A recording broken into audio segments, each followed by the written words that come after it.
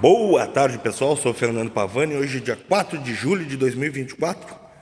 Vim mostrar a vocês aqui e contextualizar um pouco sobre o Uno 1.5R.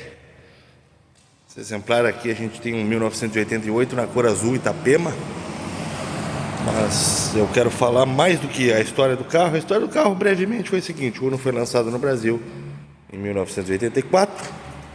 Chegou na versão SCS e SX, que era uma versão pseudo-esportiva. Tinha aquelas calotas em vez dessas calotas disco de telefone, eles tinham aquelas calotas que saíam no prêmio CS.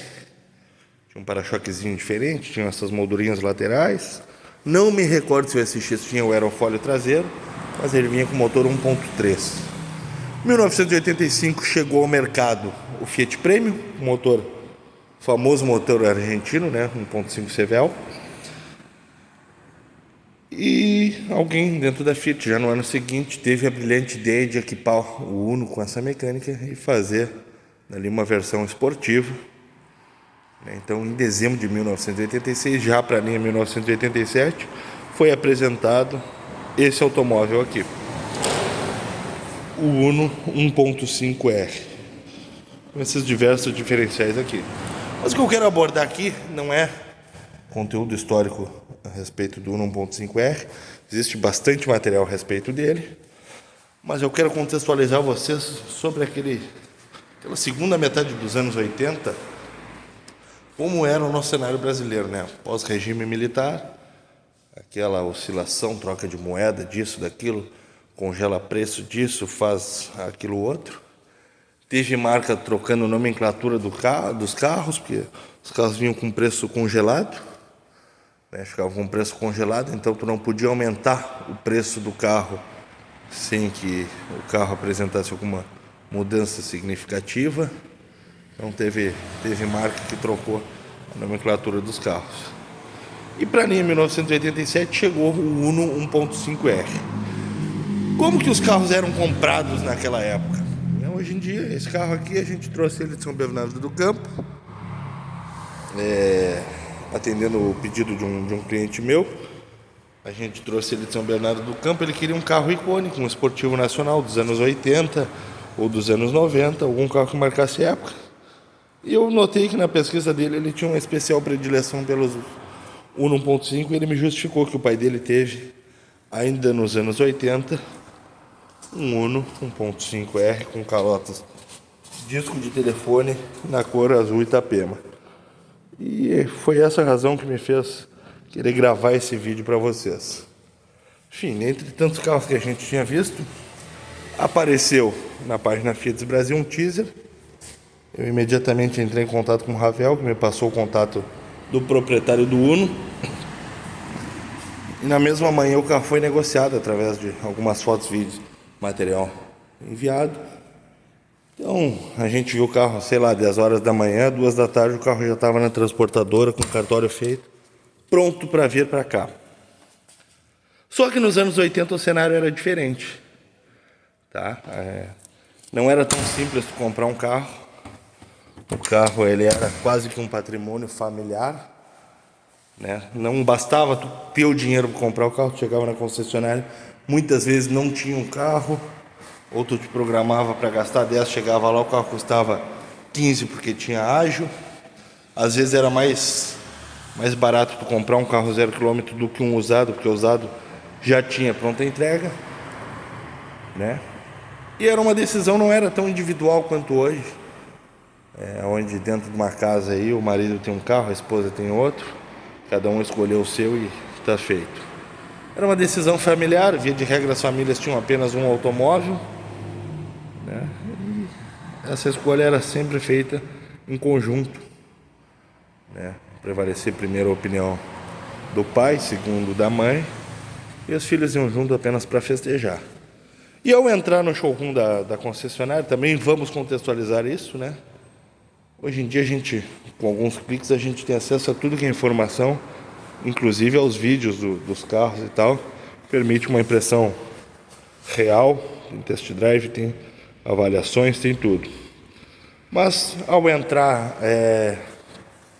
ao decidir sobre um automóvel, muitas marcas fidelizavam clientes, né? Quem queria economia comprava Fiat, quem queria conforto ia de Chevrolet, quem queria acabamento ia de Ford, quem queria valor de revenda ia na Volkswagen, via de regra. Cada marca tinha seu estigma.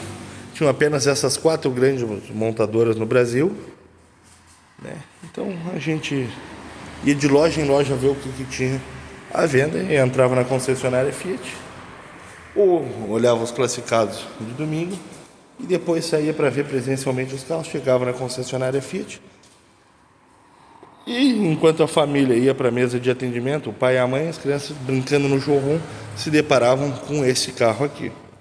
Imagina um moleque de 6 anos de idade, de 12 anos de idade naquele 1988, que é o ano desse carro. Dentro do salão tinha um carro com faróis auxiliares, com essas calotas esportivas, alargador de paralama, com essas faixas esportivas, tampa traseira na cor preta, aerofólio, motor 1.5, um interior muito especial. Os bancos dessa padronização, a partir de 89 já mudou, salvo engano, foi 89 que mudou, mas vinha com volante esportivo também, painel com contagiros, ou seja, não era só um Uno metido a besta. Ele tinha a motorização, esse aqui já está até sem o step, mas ele tinha a motorização argentina, era um carro, motor 1.5, ele tinha teste que marcava que esse carro passava dos 180 km por hora, e aquilo era um absurdo para a época. Então ele era o mais barato dos esportivos da época. Aqui ele está sem o step. Ele está sem o step, mas a gente tem motorzinho CVL argentino, já com carburação de corpo duplo, esse carro a álcool. Então era tudo aquilo que uma criança, um adolescente poderia sonhar, dentro daquilo que lhe era oferecido, daquilo que se via nas ruas. Lembrando que era uma época de importação proibida, e se não sonhasse com os esportivos nacionais, ele ia lhes restar sonhar com Puma, com Miura, com outros automóveis assim, Santa Matilde, enfim. E aí, quantas crianças ficavam vidradas nesse carro? A parte dos custos lá, né, quem pagava a conta e quem ajudava a gerir a casa, provavelmente fazia escolha ou por um carro mais racional, como um Fiat Premio, com seu bom espaço para bagagem, uma Fiat Alba, ou até por algum Uno, um Uno S, um Uno CS. Então imagina tu ficar sonhando com esse carro, com esse interior, e sair da concessionária com um Uno bege. Então, em 1988, essa criança de 12 anos que ficou sonhando com esse carro, prometeu que quando tivesse 18 anos, viria a ter um Fiat Uno, e logicamente teria versão esportiva. Só que para 1994, a Fiat lançou esse automóvel aqui. Aí acabou com o sonho de todo mundo, que aqui já custava o equivalente a 2 Uno normal. Mas aí é carro para outro vídeo. No entanto, depois nos anos 90, esse carro aqui, logicamente, ele sempre teve um apelo entre quem gostou de carro. A gente sempre enxergou ele como sendo mais do que um Uno normal. Eu me lembro que meu pai comprou um XR3 88 de um amigo dele. Um dia o carro foi para um reparo, esse mesmo amigo emprestou um Uno para ele. Agora não me recordo a cor do carro, porque o que me marcou muito foram, mais uma vez abrindo aqui, foram cintos de segurança na cor vermelha. Uma coisa que me marcou muito, além do painel. Painel com cinzeirinho deslizante, os comandos satélites, que eram muito bacanas, mas eu já estava habituado porque meu avô havia tido um prêmio CS86. Depois ele trocou por uma Elba CSL, acho que 89, de 2 portas. Então tá aqui. Esse é o carro que fez a cabeça de muita gente naqueles anos 80, e com base nessas memórias, o meu cliente acabou trazendo esse carro para Pelotas. Eu fiz o intermédio da negociação. Olha aqui, ele tem um acabamento bem bacana, né? Nos anos 90 o pai dele chegou a ter um carro desses aqui. Quando eu trouxe esse carro, um outro amigo chamou e disse: "Bah, cara, quem tinha um assim nos anos 80 era o fulano de tal, placa tal." E casualmente era o mesmo carro. Ele fez menção ao primeiro dono do carro que foi o pai desse meu cliente. Pra gente ver como foi marcante. 35, 36 anos depois, alguém lembrava da configuração e da placa do carro. Então, tá aí. Esse é um vídeo pra gente entender por que a gente não enxerga os carros como apenas aquilo que eles são, né? Não são apenas um mero meio de transporte, um carro para ir do ponto A ao B. E eu quero contextualizar vocês em alguns outros vídeos aí.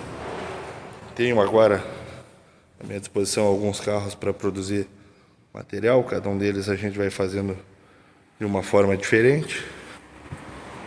Mas daí, talvez o primeiro episódio de uma série onde eu falo da história do carro sem necessariamente mencionar a história do carro em si.